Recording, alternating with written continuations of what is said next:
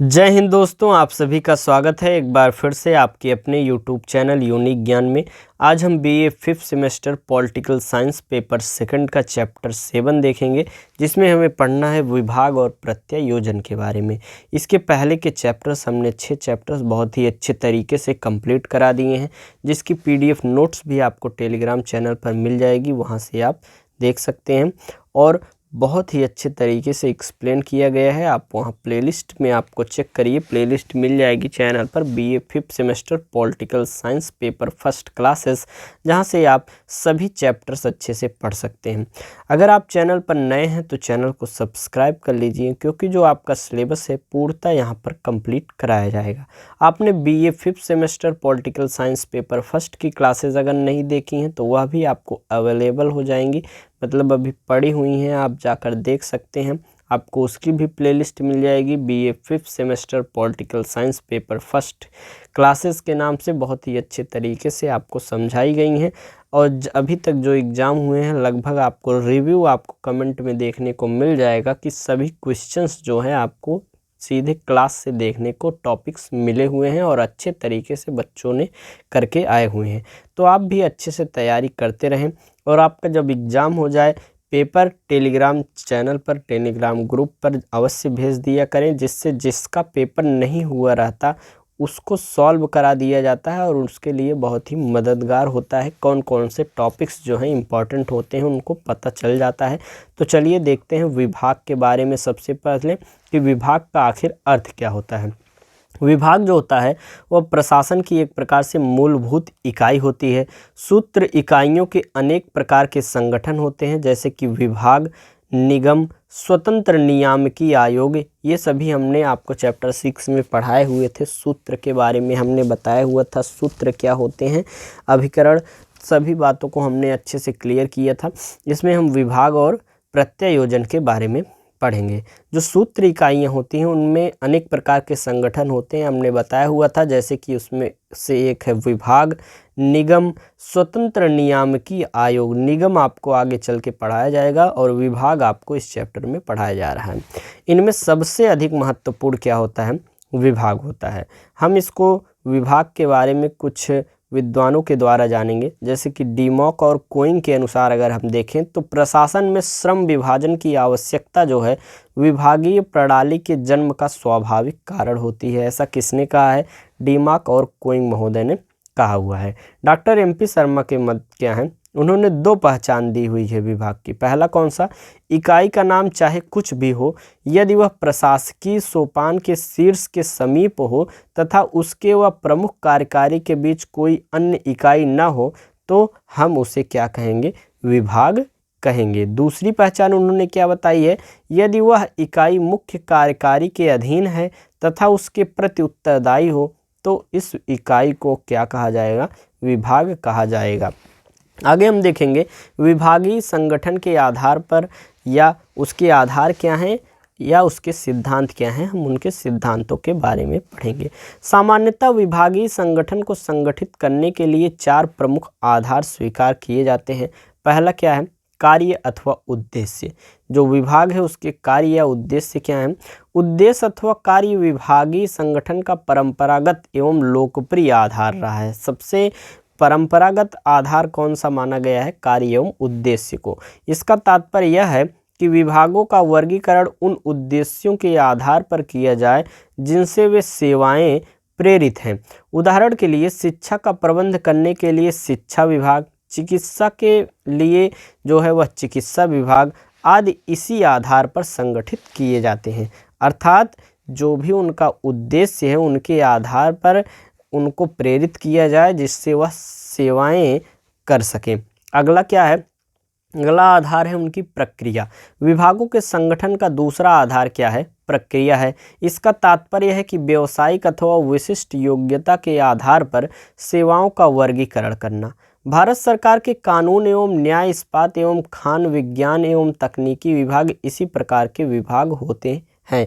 प्रक्रिया में कौन कौन से आते हैं, कानून एवं न्याय, इस्पात एवं खान विज्ञान एवं तकनीकी विभाग, ये सभी विभाग प्रक्रिया आधार के अंतर्गत आते हैं। तीसरा आधार है व्यक्ति समूह।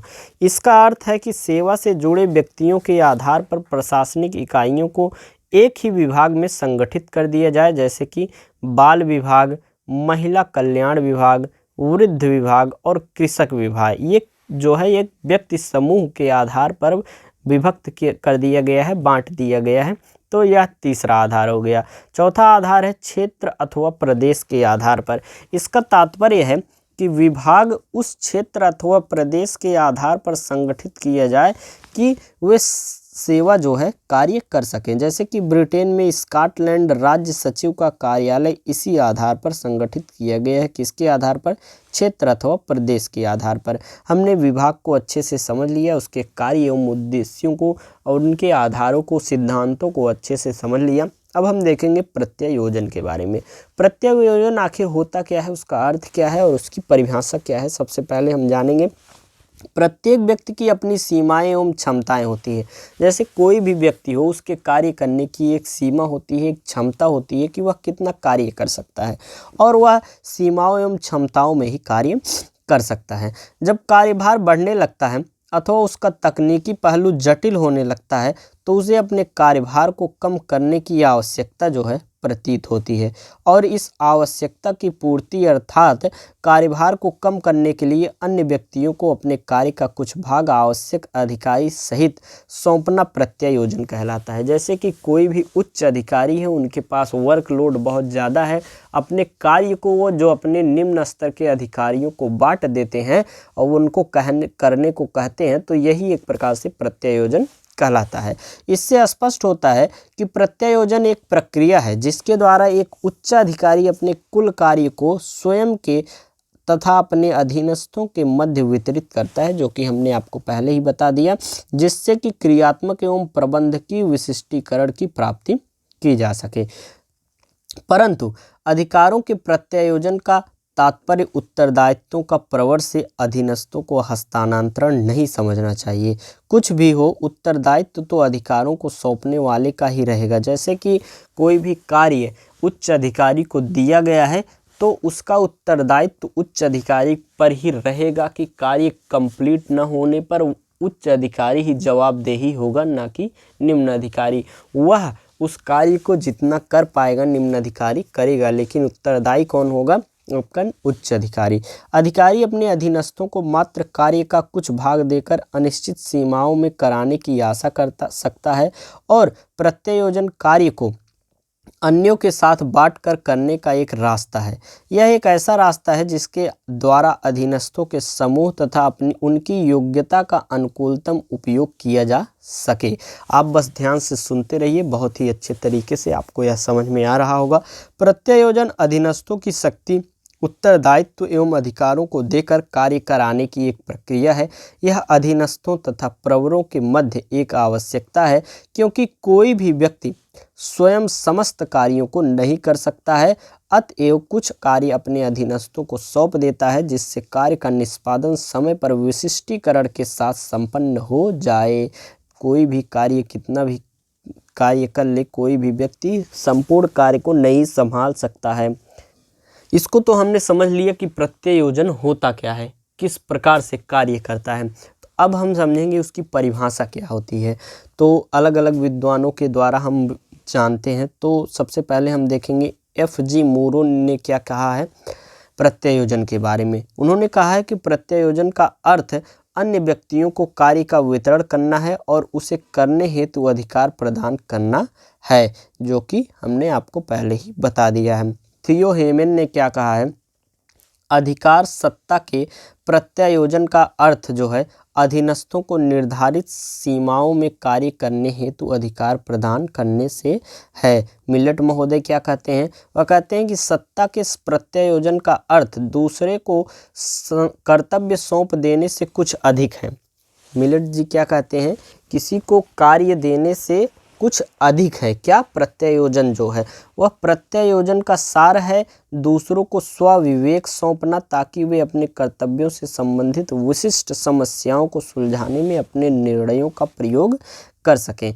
हेमन महोदय क्या कहते हैं? सत्ता के हस्तांतरण का अर्थ केवल यह है कि अधीनस्थों को एक निर्धारित सीमा में कुछ करने की सत्ता सौंप दी जाए, और प्रत्यायोजन की इस प्रक्रिया के कारण अधीनस्थ अधिकारी जो हैं वह अपने उच्च अधिकारी से सत्ता प्राप्त करता है, किंतु उच्च अधिकारी के पास सत्ता अब भी मौलिक रूप से बनी रहती है, वह उसे पूरी तरह से नहीं त्याग देता है। मतलब उस कार्य को किस प्रकार करना है, अगर उसमें बदलाव करना चाहे तो वह उच्च अधिकारी कर सकता है जिसने वह कार्य दिया हुआ है। डगलस सी बसिल महोदय क्या कहते हैं? वह कहते हैं कि प्रत्यायोजन में अधिकार प्रदान करना या कुछ परिभाषित क्षेत्रों में निर्णयन का अधिकार तथा सौंपे गए कार्यों की निष्पत्ति के लिए अधीनस्थों को उत्तरदायी बनाना सम्मिलित होता है। बहुत ही अच्छे तरीके से हमने प्रत्यायोजन का अर्थ एवं परिभाषा समझ लिया है।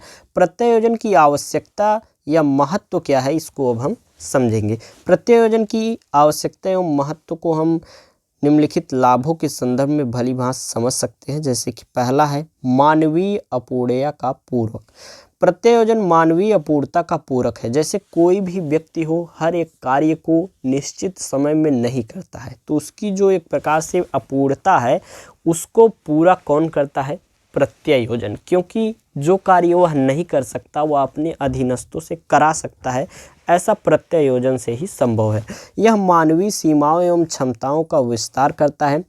प्रत्येक व्यक्ति सभी क्रियाओं में दक्ष नहीं होता, जो कि हमने आपको पहले ही बताया, और न उन्हें वह स्वयं ही कर पाता है।